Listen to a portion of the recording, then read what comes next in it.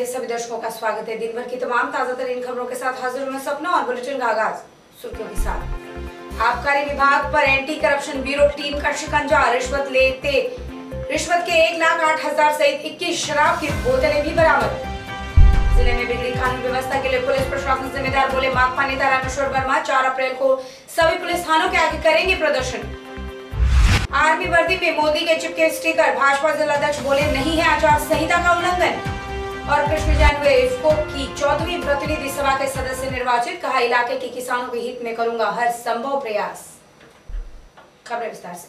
जिला आबकारी कार्यालय पर एंटी करप्शन ब्यूरो की टीम की कार्रवाई हुई है। कार्यालय के 2 बाबुओं पर करीब 1,08,000 रिश्वत लेने के आरोप लगे हैं। गौरतलब है कि भ्रष्टाचार निरोधक टीम का सुबह से ही कार्यालय पर कब्जा था और मामले की जांच कर रही थी, जिसमें टीम ने देर शाम को खुलासा किया है। बता दें कि ये कार्रवाई दुकानों के आवंटन के लिए लोकेशन को सैंक्शन करवाने के एवज में किया गया था।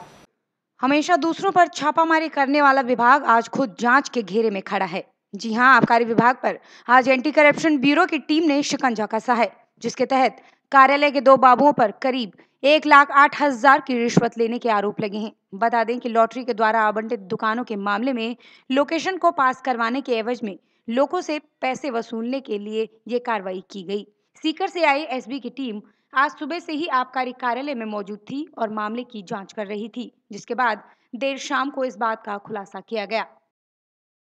सूचना मिली थी कि वर्ष 2019-20 की जो आबकारी दुकानें जिनको अलॉट हुई है लॉटरी के द्वारा, उनकी लोकेशन जारी करने के नाम पर बाबू कुलदीप एवं उसकी सहयोगी महिला सीमा सूचना सहायक 5-5 हज़ार रुपये प्रत्येक फाइल में लोकेशन पास कराने के नाम पे ले रहे हैं।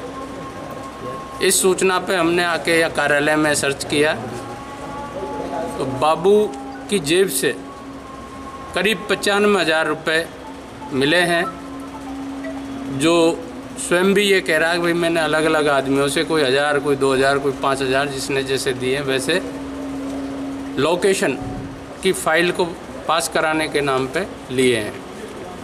महिला सीमा के पास बैग में 6300 रुपये मिले हैं, जो वो कह रही है कि ये मेरे हैं, घर से लेके आई हूँ। और पैंट की जेब में उस पर भी 7,000 रुपये मिले हैं। वो भी ये कह रही है कि भाई किसी ने 500 किसी ने 1,000 रुपये मुझे दिए हैं, वो ये 7,000 है, बाकी 6300 रुपये की राशि मैं घर से लेके आया। इसके साथ साथ जो कुलदीप सिंह के पास फाइल रखने की अलमारी है, उसमें 3 अलग अलग ब्रांड की करीब 21 बोतल दारू की मिली है।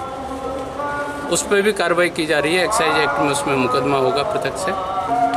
साधारण के रूप में आई हुई है, ये रॉयल है, मैकडॉल है, ऐसे है, साधारण है, कोई बहुत विशेष महंगी नहीं है।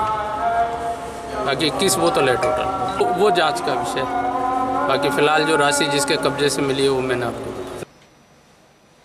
शहर में दिन ब दिन बिगड़े हालात और पुलिस प्रशासन के खिलाफ लोगों का रोष साफ तौर पर देखा जा सकता है। अभी कुछ ही दिन पहले लोगों ने रवि मेघवाल हत्याकांड के मामले में पुलिस थाने का घेराव किया और पुलिस पर गंभीर आरोप लगाए थे। वहीं अब इस मामले में माकपा के कार्यालय में रामेश्वर वर्मा की अगुवाई में एक पत्रकार वार्ता बुलाई गई, जिसमें जिले में बढ़ रहे आपराधिक गतिविधियों को रोकने में असफल पुलिस की कार्यप्रणाली पर सवाल उठाए गए। माकपा ने 4 अप्रैल को जिले के सभी थानों के आगे प्रदर्शन करने की बात कही है। 10 साल का चक राजासर हत्याकांड हो, कृष्णा धोबी हत्याकांड हो, पवन व्यास हत्याकांड हो या रवि मेघवाल हत्याकांड, किसी भी मर्डर मिस्ट्री को सुलझाने में पुलिस अब तक नाकामयाब रही है। जी हां, ये आरोप है माकपा के, जो न सिर्फ पुलिस की कार्यप्रणाली पर सवालिया निशान उठा रहे हैं, बल्कि राज्य सरकार को भी कटघरे में खड़ा कर रहे हैं। उन्होंने पुलिस और अपराधियों के बीच साठगांठ के आरोप लगाए हैं। जंक्शन में हुई माकपा के पत्रकार वार्ता में जिले के बिगड़े हालात और आमजन का पुलिस से उठते विश्वास को लेकर माकपा कार्यकर्ताओं ने कहा कि यदि पुलिस प्रशासन की मंशा सही होती तो आज जिले में हुए इतने हत्याकांडों का खुलासा हो चुका होता और पुलिस यदि अपनी जिम्मेदारी से काम करती तो शायद अपराधियों के हौसले इतने बुलंद भी न होते। माकपा नेता मंगेश चौधरी ने कहा कि पुलिस प्रशासन के लिए शर्म की बात है कि पवन व्यास हत्याकांड में 3 बड़ी एजेंसियां लगने के बाद भी अभी तक मर्डर मिस्ट्री को सुलझाया नहीं जा सका है। ये पुलिस के लिए नहीं बल्कि पूर्व की भाजपा सरकार और कांग्रेस सरकार दोनों के लिए शर्म की बात है। भारतीय कम्युनिस्ट पार्टी मार्क्सवादी के द्वारा ये प्रेस कॉन्फ्रेंस आयोजित की गई है इस बात को लेकर के कि हनुमानगढ़ जिले के अंदर पिछले कई वर्षों से लगातार ब्लाइंड मर्डर हो रहे हैं। इस प्रकार के मर्डर हो रहे हैं जो मर्डर हो जाने के 10-10 साल गुजर जाने के बाद भी आज तक उसके कातिल नहीं पकड़े गए। नूर का चक्रादासर हत्याकांड जो कि 2009 के अंदर हुआ था, आज 2019 चल रहा है, लेकिन 10 सालों के अंदर चक्रादासर हत्याकांड के कातिल पुलिस के, सीबीआई के, एसओजी के, सीआईडी की तमाम जांच एजेंसियों की गिरफ्त से बाहर है। उसके बाद आज से 18 दिन पहले नूर क्षेत्र के अंदर दिन दहाड़े 5 बजे जसाना गांव की ग्राम पंचायत के अंदर पवन व्यास का मर्डर हुआ। 18 महीने गुजर जाने के बाद 3 जांच एजेंसियों के जांच करने के बावजूद भी आज तक उसका मुलजिम नहीं पकड़ा गया।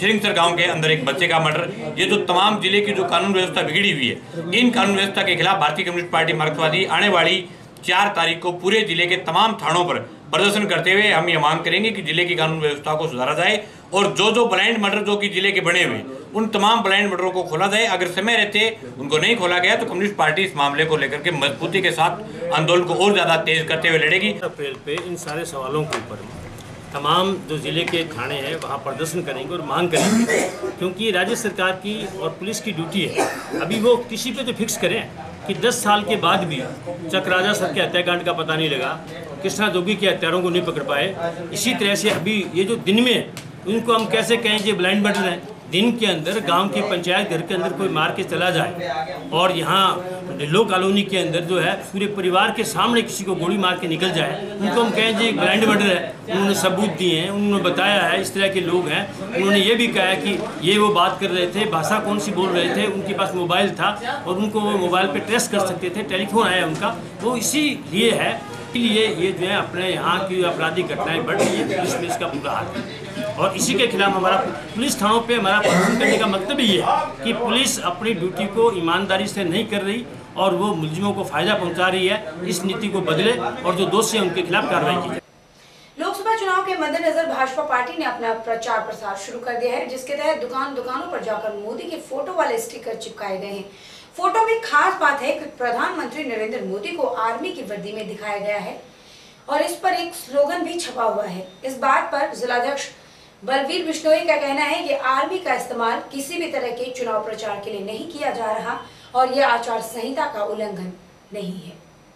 भाजपा जिलाध्यक्ष बलवीर बिश्नोई के नेतृत्व में आज धान मंडी से बूथ संपर्क अभियान की शुरुआत की गई, जिसके तहत दुकानों पर जाकर मोदी की फोटो वाले स्टिकर चिपकाए गए।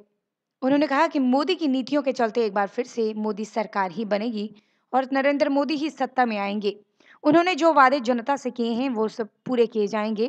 विपक्ष वाले भले ही आरोप लगाएं कि नरेंद्र मोदी आर्मी का इस्तेमाल अपने फायदे के लिए करते हैं, लेकिन जिस तरह से सर्जिकल स्ट्राइक की गई थी उसके बाद कई मंचों पर शहीदों की तस्वीरें लगाई, जो दर्शाती हैं कि कहीं ना कहीं लोगों को साबित किया जाए कि वह सच्चे देशभक्त हैं। इसके साथ ही इसमें एक खास बात यह है कि इस बार आर्मी की वर्दी में मोदी के स्टिकर चिपकाए गए हैं, जिन पर भाजपा के जिलाध्यक्ष का कहना है कि यह आचार संहिता का उल्लंघन नहीं है और ना ही वो प्रचार के लिए आर्मी का सहारा ले रहे हैं। भारत माता की जय हो। मोदी मोदी मोदी मोदी हर हर मोदी मोदी मोदी मोदी मोदी। भारतीय जनता पार्टी जिंदाबाद। भारतीय जनता पार्टी जिंदाबाद। में भारतीय जनता पार्टी राष्ट्रीय कार्यक्रम के तहत 28 और 29 2 दिन प्रत्येक बूथ पर संपर्क अभियान शुरू किया है। लोकसभा चुनाव को ध्यान में रखते हुए तो प्रत्येक बूथ अध्यक्ष, जनप्रतिनिधि, मंडल और जिले के पदाधिकारी सब अपने अपने बूथ पर 2 दिन लोकसभा चुनाव को ध्यान में रखते हुए मोदी जी के जो केंद्र सरकार ने जो इस देश के लिए और इस जनता के लिए जो फैसले लिए हैं उनसे और जो कल्याणकारी नीतियां गरीब के लिए, किसान के लिए, मजदूर के लिए, व्यापारी के लिए जो भी भारतीय जनता पार्टी की केंद्र की सरकार ने नीतियां बनाई है उन नीतियों से आमजन को अवगत कराने के लिए आज हम सब 89 नंबर बूथ जो हनुमानगढ़ विधानसभा का माननीय डॉक्टर राम प्रताप जी पूर्व सिंचाई मंत्री जी का बूथ है, इस बूथ पर आज हम घर घर संपर्क कर रहे हैं। मोदी जी जो अब सेना में, क्योंकि मोदी जी ने 5 साल कभी होली दिवाली अपने परिवार में न मना कर, सेना को अपना परिवार मानकर हमेशा इनके साथ रहे हैं। तो आज जो सेना में सेना का जो कोड मोदी जी में दिख रहा है वो आज पूरे देश के सामने है। जो सेना का मनोबल इन 5 सालों में जो सेना का मनोबल बढ़ा है वो देश के आज़ादी के इतिहास के 70 साल में ऐसा मनोबल नहीं बढ़ा। सेना को पूरी छूट, सेना को पूरा मान सम्मान, 1 रैंक 1 पेंशन जो 50 साल से ये स्कीम अटकी हुई थी उसको मोदी जी ने लागू करके सेना को सबसे ज़्यादा सम्मान इस 5 साल के भारतीय जनता पार्टी के शासन में दिया गया है। तो प्रचार के लिए सेना का भी यूज़ कर रहे हैं? नहीं, सेना हमारे लिए सर्वोपरि है, प्रचार में नहीं। प्रचार में तो भारतीय जनता पार्टी अपनी रीति नीति और माननीय प्रधानमंत्री जी की इच्छा शक्ति। किसानों की अंतर्राष्ट्रीय सहकारी संस्था इफ्को की 14वीं प्रतिनिधि सभा के सदस्य पद हेतु चुनाव में कृष्ण जैन निर्वाचित हुए हैं। हनुमानगढ़, बीकानेर व चूरू जिला के लिए बने जोन में विजयी होने पर चुनाव अधिकारी MR जाखड़ ने आज जैन को निर्वाचित घोषित किया, जिसके बाद लोगों ने उनका स्वागत किया। हनुमानगढ़, बीकानेर और चूरू जिले के जोन के इफ्को प्रतिनिधि कृष्ण जैन निर्वाचित हुए हैं। जंक्शन स्थित धान मंडी में हुए चुनाव के बाद विजयी हुए कृष्ण जैन का लोगों ने स्वागत किया। बता दें कि इस मौके पर कांग्रेस विधायक चौधरी विनोद कुमार भी मौजूद रहे। उन्होंने कृष्ण जैन को बधाई देते हुए कहा कि इससे इलाके के किसानों को काफी फायदा पहुंचेगा। गौरतलब है कि किसानों के अंतर्राष्ट्रीय सहकारी संस्था इफ्को की 14वीं प्रतिनिधि सभा के सदस्य पद हेतु चुनाव में कृष्ण जैन निर्वाचित हुए हैं। कृष्ण जैन पूर्व में मीरा शिक्षा समिति संग्रिया के अध्यक्ष और जिला कांग्रेस कमेटी के कोषाध्यक्ष भी रह चुके हैं। जीतने के बाद कृष्ण जैन ने इलाके के सभी लोगों का आभार प्रकट किया। उन्होंने कहा कि किसानों के हित में वो हर संभव प्रयास करेंगे। इफ्को के चुनाव हुए डेलीगेट्स के, हमारे यहाँ हनुमानगढ़ में कृष्ण जी जैन जो है वो उनको 49 वोट मिले हैं। मैं समझता हूँ बहुत अच्छी ये जीत हुई है। सारे हिंदुस्तान के अंदर 1000 डेलीगेट बनेंगे और लगभग 9 या 10 सारे हिंदुस्तान के जोन बनेंगे। उनके डायरेक्टर है, उनका ये चुनाव करेंगे और वो जो बनेंगे 10 आदमी वो इफ्को चेयरमैन का चुनाव करेंगे। मुझे पूरी उम्मीद है कि लोगों का रुझान इफ्को की तरफ है और सोसाइटियों के जो अध्यक्ष हैं वो इसमें वोटिंग करते हैं। मैं समझता हूँ बहुत अच्छी शानदार जीत हुई है और मुझे लगता है सारे हिंदुस्तान के अंदर जो डेलीगेट चुने गए हैं वो एक अच्छे चेयरमैन बनाएंगे, जिससे इफ्को की वजह से हमें खाद मिलती है, खाद की सप्लाई होती है और ये जो भी किसान के लिए ये जो काम करती है मैं समझता हूँ बहुत अच्छी कंपनी है, ये सोसाइटी है, ये लोगों को ज़्यादा से ज़्यादा किसानों को फायदा देगी। इस मौके पर ये कहना चाहूँगा कि ये जो हमारे इफ्को में किसानों के लिए ये संस्था काम करती है, हम माननीय चौधरी साहब के आशीर्वाद से इसमें हम कोई कमी नहीं देंगे। ज़िले में 3 जिलों की बात है, चूरू, बीकानेर और हमारे हनुमानगढ़ में, इसमें कभी कमी नहीं रहने देंगे। ये इसका पूरा प्रयास करके आज की जीत के लिए मैं माननीय चौधरी विनोद कुमार जी और हमारे पीलीभीत के प्रवीण सिंह जी सिद्धू साहब, जाखड़ साहब, सुखदेव सिंह जाखड़ साहब, हमारे हनुमानगढ़ के पंचायत समिति प्रधान बिडासरा जी, दयाराम जाखड़ साहब, हमारे चंद्रना साहब, हमारे भादरा से और नौर से अमित चचान जी और संगरिया से हमारे सबनम जी और किस के नाम लूँ, हमारे सभी जो जिले के प्रतिनिधि हैं, हमको सबको जैसे चौधरी साहब फरमा रहे थे कि 40 और 49 वोट हमें मिलना बहुत बड़ी बात है और उनको 25 हमारे 2/3 वोट मिले हैं। ये मैं मानता हूँ इस परिवार का, चौधरी साहब का मुझे मेरा पूरा विश्वास है और इनके आशीर्वाद से सब लोगों ने बड़े इस निष्ठा से हमें मत दिए हैं। इनको मैं कोई कमी नहीं आने दूंगा, पूरा प्रयास करूंगा इनके आशीर्वाद से कि हमारा काम अच्छे ढंग से हो, कोई कमी नहीं। और लोकसभा चुनाव के मद्देनजर भाजपा ने अपने सभी कार्यकर्ताओं को जिम्मेदारी सौंपी है, जिसमें हनुमानगढ़ गंगानगर से भाजपा युवा मोर्चा के जयपुर संभाग प्रभारी देवेंद्र पारिक को कार्यकर्ता संगठन की जिम्मेदारी और बूथ लेवल पर जनता सहित कार्यकर्ताओं को सजग करने का जिम्मा सौंपा गया है। पत्रकार वार्ता में देवेंद्र पारिक ने ये जानकारी दी। देवेंद्र पारिक ने भी एक बार फिर से कांग्रेस सरकार को आड़े हाथों लिया और जमकर निशाने साधे।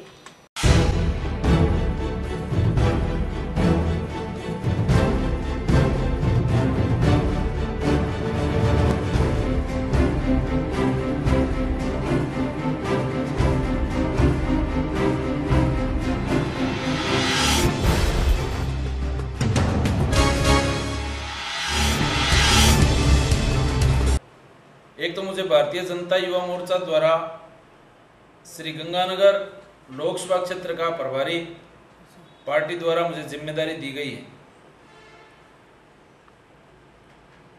और पूरे जिले के अंदर, पूरे लोकसभा क्षेत्र के अंदर हम गांव-गांव, ढाणी-ढाणी जाकर संगठन की गतिविधियों को, संगठन के कामों को, पार्टी के कार्य को बढ़ाने का काम करेंगे। इसी के साथ साथ हम वर्तमान जो राज्य सरकार है उस पर हम सीधा सीधा आरोप लगा रहे हैं कि राज्य सरकार और कांग्रेस के नेता आम जन को गुमराह करने का काम कर रहे हैं। जिस प्रकार से जब गत विधानसभा चुनाव के दौरान यहां हनुमानगढ़ में राहुल गांधी जी ने ये घोषणा करी थी कि 1, 2, 3, 4, 5, 6, 7, 8, 9, 10 दिन के अंदर हम समस्त किसानों का कर्ज माफ कर देंगे, लेकिन ये सिर्फ और सिर्फ थोथी घोषणा और ढकोसला साबित हुआ। जनता को और किसानों को गुमराह करने का काम कांग्रेस के लोगों ने किया और आज तक कोई किसानों का कर्ज माफ नहीं हुआ है। दूसरी बात, इन्होंने कहा था कि युवाओं को 3,500 रुपया हम भत्ता देंगे, बेरोजगारी भत्ता महीने का।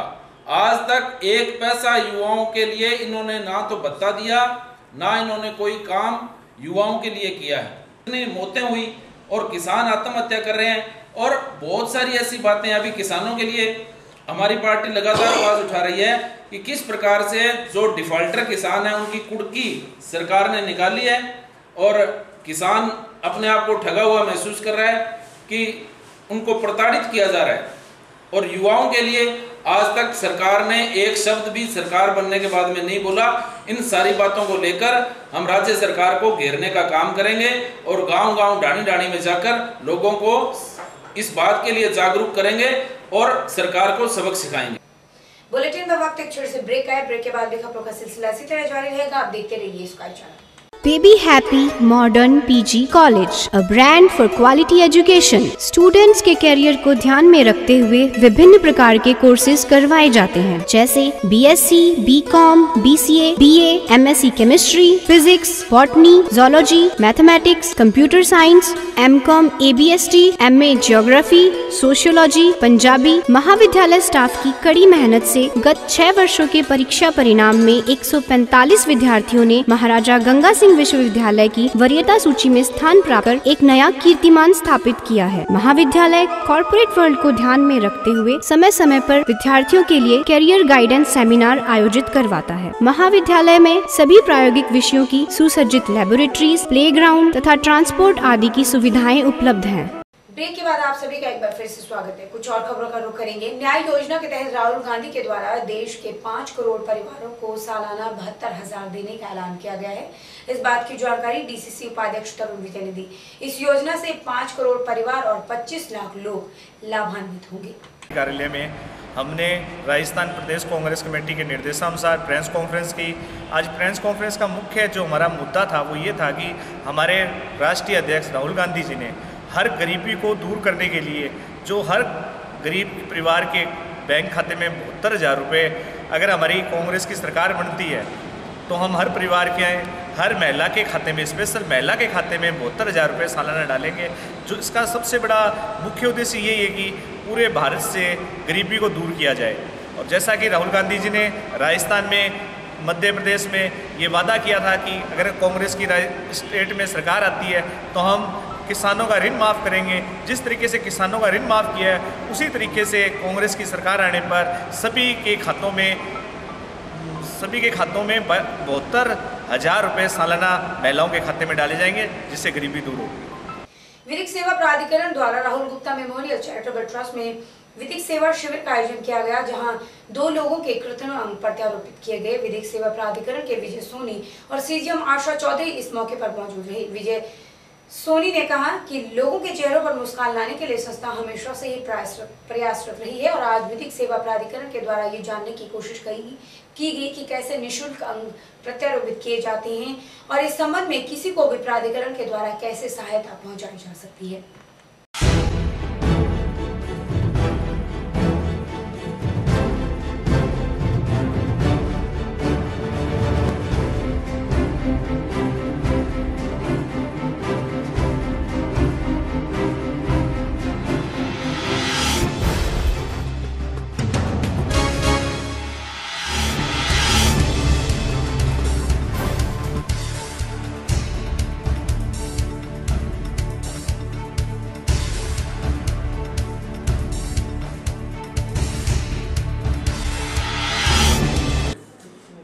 सेवा शिविर का आयोजन किया गया था, उसके पोस्ट कैंप के रूप में ये आयोजन किया गया है, जिसके तहत ये पता लगाने का प्रयास किया गया कि किसके अंगों में तकलीफ है और किसको कृत्रिम अंगों की ज़रूरत है।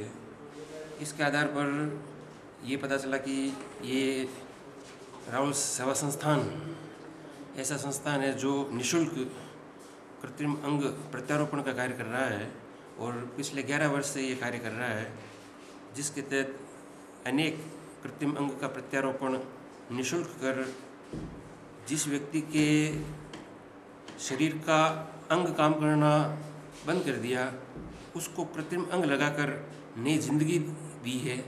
इस बहुत ही सेवाभावी कार्य के लिए आप डॉक्टर साहब का साधुवाद। और हमारा भी ये प्रयास रहेगा जिला विधिक सेवा प्राधिकरण का कि जिनको कृत्रिम अंगों की आवश्यकता है, जो अपने आप को अपंग महसूस करने लगे, और उनको मुख्य धारा में लाने का प्रयास किया जाए। आप निःशुल्क सेवाएं दे रहे हैं लंबे समय से और आगे भी उम्मीद है कि आप निःशुल्क सेवाएं देकर के लोगों के चेहरों पर मुस्कान लाने का काम करते रहेंगे। भारत सरकार के द्वारा राजस्थान राज्य के इंटरमिलेशन किया जा रहा है, जिसके लिए 10 सदस्यों की टीम ने जिले का निरीक्षण किया। बता दें कि टीबी की रोकथाम के लिए राज्य सरकार के द्वारा इस टीम का गठन किया जाता है, जो जिले वाइज रिपोर्ट तैयार करके राज्य सरकार को भेजती है और टीबी के बारे में कितने प्रतिशत टीबी के मरीज हैं, कितनों में संभावना पाई जा रही है और इसके साथ साथ किए गए कार्यक्रमों के बारे में भी जानकारी दी जाती है। जांच हो रहा है, स्मीयर पॉजिटिव हो रहा है, एलटी बीएमसी से उनके लिए फैल्कन ट्यूब्स, मोनिकल ट्यूब्स, सीबीनाट टेस्टिंग के लिए दे रहे हैं, मैंने देखा है, मगर वो मरीज मोर देन 50% अब रिटर्निंग है, वो वापस नहीं आ रहे हैं सीबीनाट के लिए, यूडीएसटी के लिए, क्योंकि आपके परसेंटेज 4th क्वार्टर में 44 ही दिख रहा है, वो नंबर्स नहीं आ रहे हैं। हम लोगों ने डीएमसी के रजिस्टर चेक किए, सीबीनाट के रजिस्टर चेक किए, ठीक है।